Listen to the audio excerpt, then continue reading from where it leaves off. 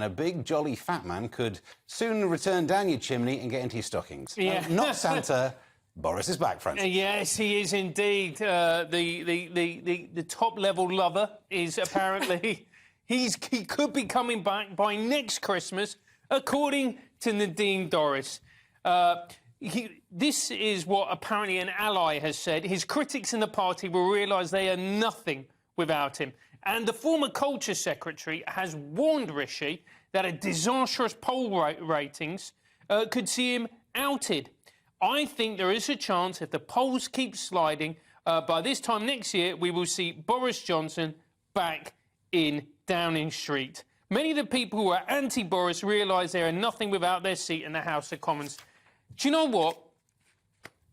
It's almost like she fancies him, doesn't she? It's almost like she's expected to be awarded a peerage as part of his resignation honours list. Yeah. Almost. She loved Boris. She's a big fan, isn't she? She is a huge fan of Boris Johnson.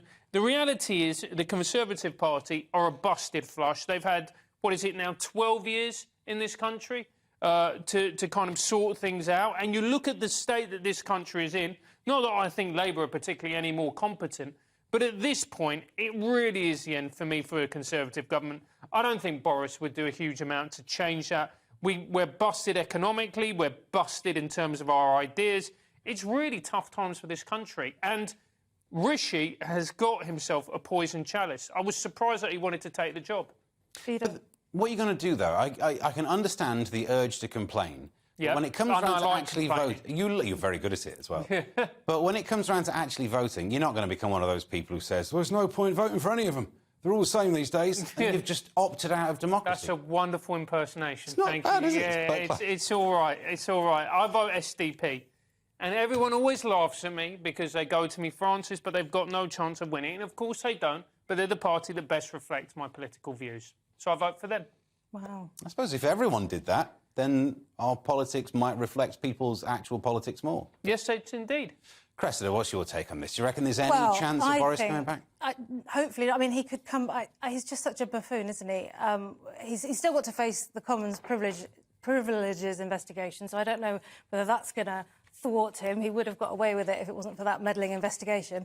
Or, I don't know, will he end up on reality TV? Is that possible? I mean... Maybe re-releasing Mr Blobby's hit single from the... Look, he might have made the odd slip-up, but he never asked a homeless person if they work in business. I mean, the thing is with Boris is that at one time he was a brilliant political campaigner. He was what he did in the 2019 general election. He absolutely decimated Labour. Labour got, what, 19% of the vote, which is the lowest they've had since something like the 1930s. So Boris is a very, very talented politician. I just think Partygate was so toxic. People were so upset, and quite rightly so, over COVID. I think he's made himself unelectable, and I think the Conservatives, for the moment, have had their day. I heard someone saying it's more believable that it could have been a Liz Truss back to Boris flip rather than a Rishi back to Boris because of what happened. We were all slightly, no matter of your political persuasion, you were shocked by how fast things happened this year. I can't believe we've been through so many prime ministers. So you mean just the number of prime ministers just makes the party seem... Yeah. The thing is, they're all having to go every fortnight. Why not?